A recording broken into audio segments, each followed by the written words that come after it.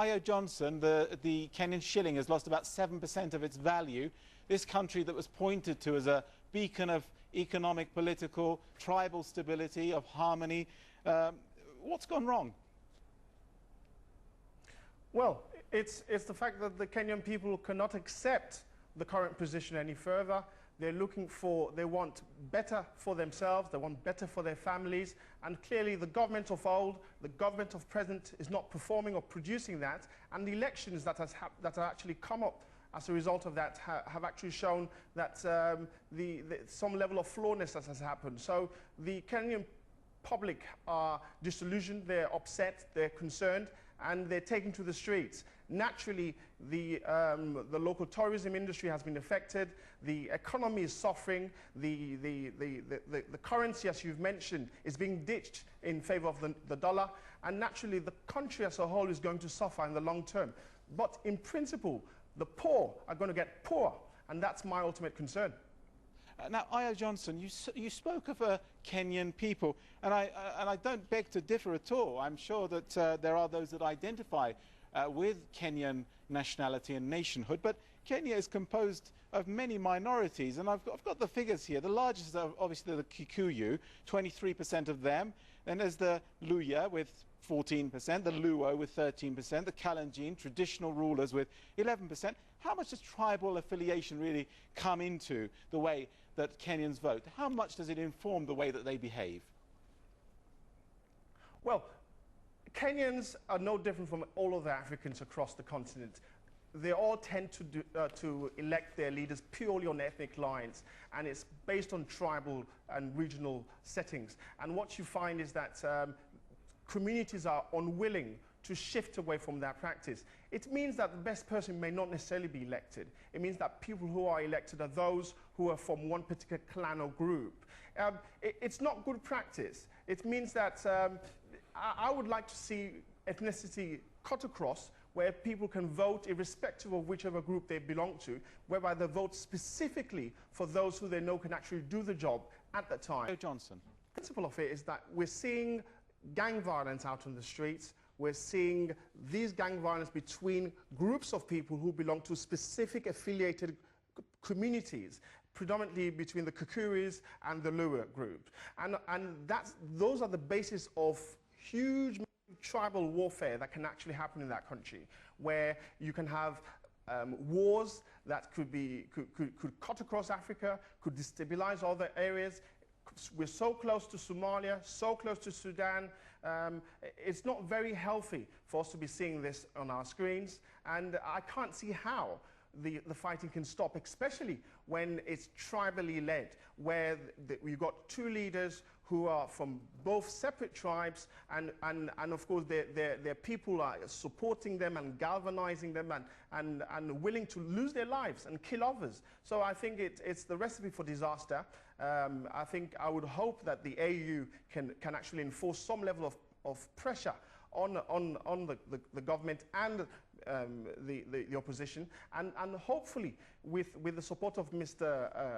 I think the President Kaba, former President of Sierra Leone, and President Kufuor of Ghana can speak terms and languages which hopefully the Africans can understand, in addition to the one that's being pressured from Washington and Britain. So hopefully, I'm hoping that the two sides can sit down, come to some level of agreement as to how they can share government, or the European Union actually send in people who can actually go and recount the entire voting system, count every single vote, and determine who's actually won.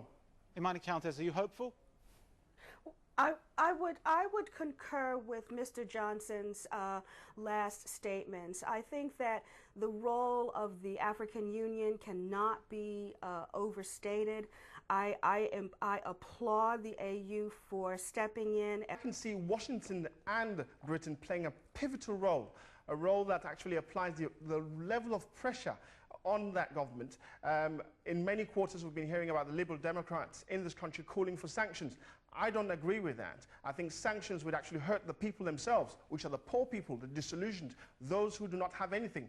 They themselves will suffer in the long term. I would like to see smart sanctions, sanctions which are targeted specifically at the regime, specifically at those who within their bank accounts, specifically on their travel, their ability to travel elsewhere in the world, and hopefully we can actually bring some level of resolution. But I would like to see pressure put on Mr. Olinda, because he himself has got to stand up and take responsibility for his own people and say, well, fair enough, even if I'm aggrieved by the election, in the interest of the wider good, in the interest of those who are poor, those who are likely to be losing their lives as we speak, let us come to some level of agreement. Something similar to this harmony that we had in the United States when we had the elections between Bush and Al Gore. We didn't actually see people taken to the streets, attacking one another. What we did see was going through the courts, taking your grievances there, and hopefully coming with some level of resolution. So we need that level of good practice to be adopted by the Kenyans. Well, you prompt my next question, Ayo Johnson. Why is it that Mr. Odinga and the ODM have resisted that getting redress in the courts? Well, I think I think it might be that probably they do not trust the judicial system itself, because part of good governance is you must have good judicial systems. Maybe they've changed hats so many times within the Kenyan political process that they do not trust the system itself. And they've got to have faith in it, because it's the only means by which they can actually lay claim on the victory itself. Because if you're not happy about something, you must go to the courts. You can't take it to the streets, and you can't take it to people's homes, and to the extent that people are losing their lives. How open are the lines of communication between Mr. Kibaki and Mr. Odinga? Well, I think those lines of communications are wide open, because they themselves need to be able to channel their information to the rest of the world, because at the moment it's a battle of hearts and minds, clearly from their perspectives, and they're trying to make a statement. At the same time, it's an opportunity for them to be able to talk to their people. But again, what people are you talking to? I mean, the poor people in the Mombasa slums are unlikely to have a television to be able to watch and listen to you. But anyway, in the hope that they do, they'll be hoping that they'll be able to give some level of leverage. In talking about communications, I think all leaders in the AU should be talking to them. They should be putting all level of pressures, coercing them, letting them understand the difficulty that they're placing themselves. Every single day that goes by, Kenyan businesses are losing money. Every single day that goes by, the Kenyan population are losing people. That has got to stop. It's not in the interest of Kenya for this to continue longer.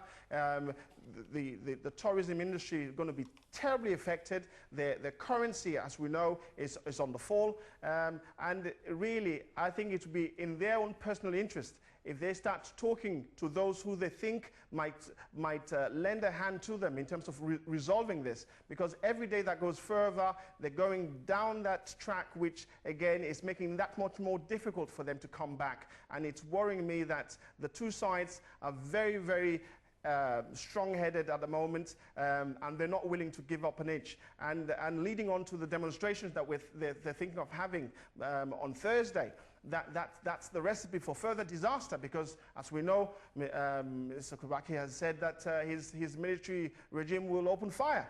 And of course, I wouldn't even want to even think about what could possibly can happen. So I'm quite concerned personally as to what can happen with Kenya and its people. I don't mean to be a harbinger of gloom, Mr. Johnson, but what are the prospects of possibly an all-out civil war? Well, you've got the two largest groups in the country, the Kikuris and the loggerheads with one another. We've actually got infighting between the two. We've actually got various factions within each group attacking the others. And it so happens that they're attacking the people who are in poorest regions of the country, not those who are in the richest areas. We've actually got Sudan and Somalia, who themselves are not very stable countries. We have those border regions which are very, very, not very well protected. So infighting, cross-border fighting, those who would like to destabilize it further can actually... and I'm also concerned seeing a lot of people with machetes in their hands. I'm sure President Kaba, making his way to that country to negotiate, will be having nightmares about a similar situation with people in his country not too long ago who were chopping people's arms and legs off. So it's a worrying prospect, but I hope it don't come to pass.